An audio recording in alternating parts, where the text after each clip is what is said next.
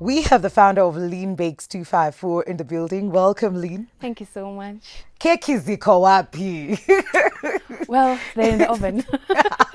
Welcome. Thank you so much. Self-taught, went to school for this? All self-taught. All self-taught? Yes. Okay. Okay. You know, I've seen your cakes, so I'm just like, wow. All self-taught. Where did the inspiration to get into the business, or did you just bake for family and then you decided to just advance? Was it Corona? We all baked last year. Me, I was a baker. You were a baker. I was a baker. Banana bread, everything. Especially that. For me, I think it started after I finished high school. You know, the way people want to go for computers and driving and everything. I just told my parents that I'd like to go to a pastry school. I actually went around in town looking for pastry schools and looking for brochures, looking for the fees. Then I went home and told my parents, and they were like, nope, you're not doing that. I don't know how I'd react as well. I'm like, watoto wanaendanga driving school, computer packages, unataka kupika. Yeah. So they're like, we don't think that is the right move. So I went for computers eventually. Okay. But when I went to campus, I actually realized that you can Google. So my boyfriend, now husband, then he told me, you know, you can actually Google. I was like, oh yeah, you can. So I Googled the recipe. I remember my first cake was 14th February 2015. I made it for my boyfriend. Valentine's. Valentine's. Very daring. Was it palatable? Let's just say there was cake. He was happy. Mission was accomplished. And I'm a baker now. So that was your very first cake. Yes, Do you remember what flavor it was? Yes, I remember. It was a chocolate cake, and then I did some icing. You did icing on your first one? Imagine, it was because it was yellow. I remember I colored it yellow. It was such a shady cake, but it happened. We're here now. Yes. That was in 2014. 2015. 2015. So when did you now transition from that? Did you continue baking? I continued baking, but now it started with friends coming with ingredients. They're like, oh, Lynn, I'm having a friend's birthday, just try and make the cake. Some would backfire, some would not. We'd eat everything. They would be like, oh, this is so nice, continue. Then pole, I transitioned from now the hobby baking into commercial baking in 2017. So 2017 is when I started like selling cakes officially, but I was still in school then. Okay. So I was still in campus. I graduated in 2018. So I started cakes while I was still in campus. Okay. Getting into the scene, it's an industry that we already have so many, and like I told you last year, I was a baker. This year, I don't think I have baked even once.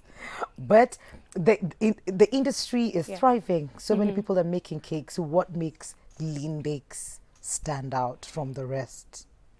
I always tell myself every single day or every single time I'm making a cake that my next client is the one who will eat this cake. So it has to be perfect. I have to give it my 100% in that very moment. So I believe that is what makes me different.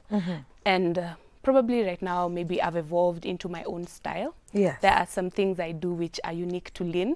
Like if you see a cake somewhere, you'll be like, that looks like Lynn. How about we take a look at the cakes? I don't know if it's just me, but the rustic finish is a thing that is Lean Bakes. Yes. See, I have a good eye. Yeah. That is it. Oh my God, that's beautiful. That is it.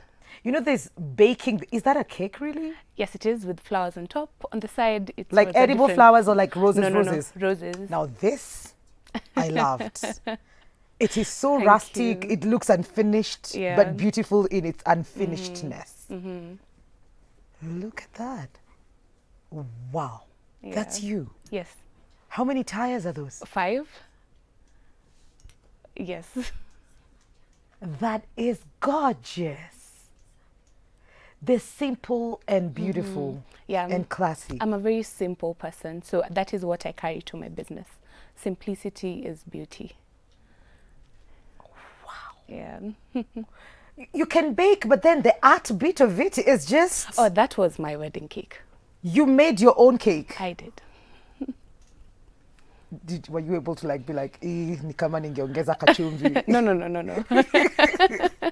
I was calm. I was comfortable with what I made. Yeah. There are many different kinds of flavors. Kitambo ilikuwanga basic. Chocolate, vanilla, strawberry. And then now we come up with new ones every other time. How do you keep abreast with the new flavors? Are they readily available here? For me, what I do for my business, I'll look at trends. There's so many things which people are doing right now. Like I have a friend who does rosemary and Rosemary. yes, like a rosemary cake. There I is can't a remember rosemary rosemary and cake. I something. can only see that in chicken and potatoes. Yes, so she does a very lovely rosemary and lemon, I think.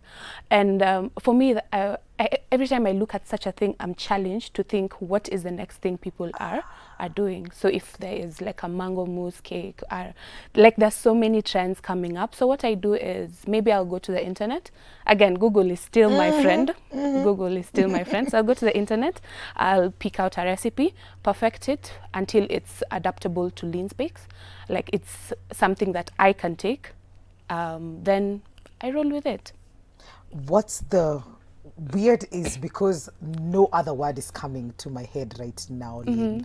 But you know, like crazy thing flavor you've ever made. That was like, even for me, that was like outside the box. You know how rosemary threw you off? Yeah. What was your rosemary? My rosemary must have been, I think it was a mango cake. Like mangoes were in season. I was like, I think there can be a mango cake. I wanted to do an avocado one, but I didn't. So what do you do with I can see what people do with the carrot. The mango, you just blend it and then... Yes, then it goes into the butter. Then maybe you make like a mango filling inside. Then it worked out. It actually worked out perfectly. Yeah. Okay. Would you say that these are the things that set you apart? Yes, I would. I recipe test even 50 times. As long as it is not perfect, it will not go out. If it's something I cannot consume, I will not give to my client. What is perfect to you? What is that thing? Because what I'll eat from you, Lynn, and I eat somewhere else is going to be totally different. But in their own space, in their own mind, in their own skill, they have done their best. Yeah. Perfect for me is when I'm not a very sugar. I don't like so much sugar. Okay. So if it's well balanced, perfect for me is if someone else can eat it and say that it is good. At least they have like 10, 20 people say that it is good. Yes. You can sell it. Because normally what I do is after recipe testing, I don't eat the cakes. I give out the cakes. I'm like, please taste this cake. Tell me if it's something you can order. Yeah. And I want to be your friend. Let's be friends. It's like, I want to taste. Let's be friends. Yes, please, let's be. My neighbors have the best time. They have the best I can time. imagine. Yeah. But starting up your business, having done or walked this journey by yourself, teaching yourself, what was the most challenging thing or has been the most challenging thing for you? For me, something that I still even struggle with to date is undervaluing myself. Because most of the time someone will tell you, I'm just an entry baker, like I'm just a newbie. And you'll carry on that mentality until even when your work is recognizable or your work is very good, you'll still have that small mindset that you're just a baker. So at some point I had to tell myself that, Lynn, you're not just a baker. No, you're not. You are actually a cake artist. This is art. That is so true. It is art. That is so dope. Because everyone bakes. Everyone can bake. Yes, but you're more than just a baker. So I had to pick myself out of, I can't charge this price. This is too much. You know, like if I charge you like a certain amount, 2,000 per kg, I'm like, oh, this is so much. But actually the value of the cake is even more than that. Even more so than I've that. had even clients come and tell me, you need to push up those prices. Imagine a client coming to tell you that. Normally a client would tell you, please give me a discount. But I have clients who tell me, this is too good to be that amount. Yeah, so undervaluing myself has been the biggest problem. And I like what the first session, the guy said that it is in your mind. It is. The battle is in the mind. Yes. And for me, my mind has been my greatest distraction. And the fact that you know, that you understand, that you're speaking about it I think you're winning this battle. I am winning. You're I am definitely winning this battle because yeah. it would be different if you did not know, or if you just sat there and be like, you know me, I'm just a baker, I just started and I just, so we sort of like just undermine our values. And like you said, you are a cake artist. Yes. And as an artist, I don't think there's a way to measure art. Hakuna ini ya kilo, something ya art. That's true. You were in campus. Yes, I was. What were you studying? I was studying journalism and communication. Yes. And here we are. did you ever get to even practice? Apart from like the third year internship, no. Wazazi, unajua wangekupeleka tu ile pastry ya before. do they what was the conversation like with them when now you finished school and to date, I still wonder what they tell people. I know my mom, I wonder what my dad says when he's asked, what does your firstborn do? But my parents were really, I can say they were easy and supportive. They didn't tell me not to. Yeah. They asked, are you okay? Does it satisfy you? Are you getting money? I had to show that I can actually make a living out of this. Yeah. So the first step was I moved out of home.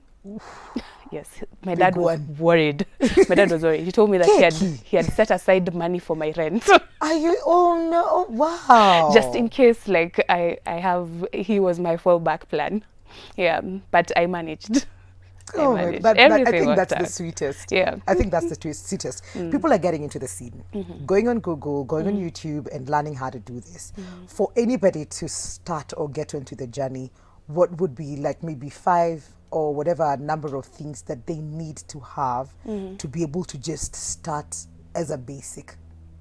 5 baker. In terms of tools or? Tools, knowledge, something.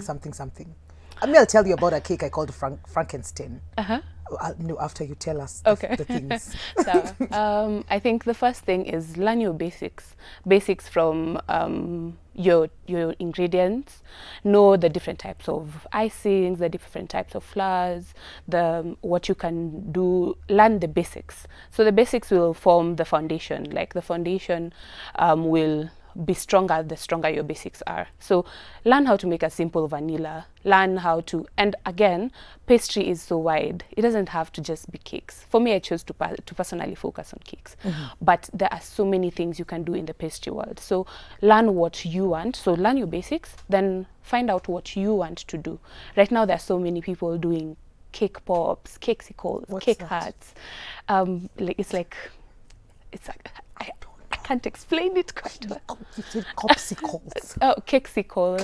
It's like a popsicle, but it's in cake form. You haven't seen this ones with like I know a popsicle. Yeah. Ile ice cream ya muti. Exactly. So cake ya mti. Yes. Maybe we'll do. I don't have visuals of that because I personally don't make it. Okay. But there's so many things. So know your basics. Know what you would like to do as your business. Like don't just follow. Oh, Lynn is making cakes. Or Lynn is making rustic cakes. I want to be like Lynn. No. Know what you like as a person. Don't just go. The third thing is don't go buying everything everyone tells you to. I remember when I started my business, I only had 7,000 shillings. And that was a loan from my cousin.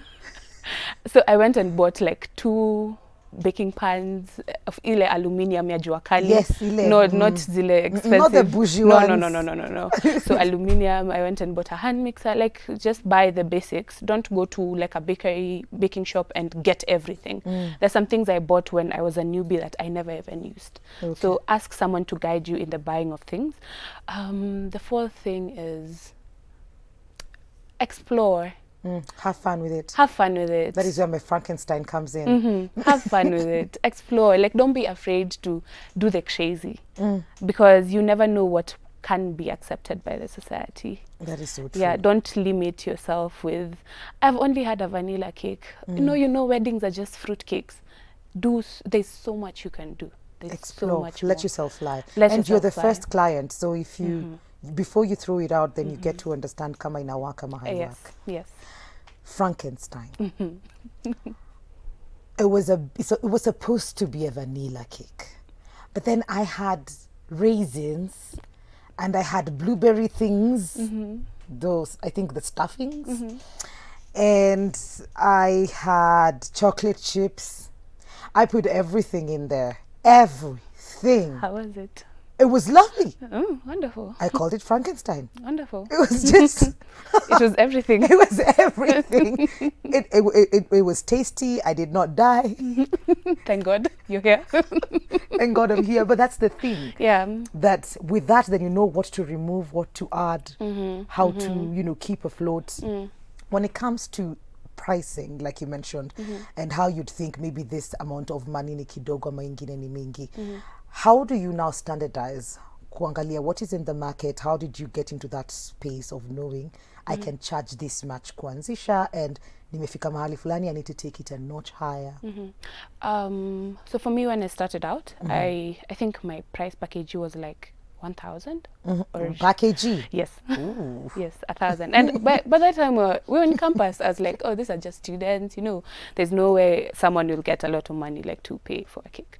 So I started at 1,000. But the more I looked at it, I started calculating the cost of electricity, the cost of ingredients, the cost of labor. At that time, I don't think I even used to add profit. But even profit is like you have to calculate a certain percentage of profit for your business to continue running. So I considered all those things. Then also, as time goes by, you become better. You have to invest in your skill. So if you're doing online courses, who will pay for that online course? And even after, as you are now sort of sharing your skill with the world, then it has to pay you back. It has to. It's you can't be working like a donkey and by the end of the month your bank account is like peanuts. Zero. Yeah. I think I can pick up from somewhere. Mali niliwachia your baking last year. Umenipatia points. Yeah. Thank you so much for coming through. Please, social media handles, Lynn, where people can get the gorgeous rustic cakes. Thank you. You can find me on Lynn's Bakes. On IG at Lynn's Bakes 254. I'm most active on IG. You can also find me on Facebook. Yeah, pretty much. Okay. Okay. And if you have any questions whatsoever, get into that DM. Yeah. Get into that DM and ask. I see questions here. Hello. Khalid from Kericho. Last week Monday ulisema mtamalizia show na Freddy Budabos on Monday. I'm eagerly waiting for it. Yes. And the show is quite literally on fire. Asante. This is Morning Mikali. Oh my God, this is my show. That's my dream business later in life. All the best. All the very best. Hi Mikali ni Frida. I'm enjoying the show. Thank you so much for tuning in and for bringing Lynn Bakes 254 to the show. Asante sana kwa kuja. Thank you so much. We're going to take a very short commercial break. We will be right back. This is Full Circle with Mikali.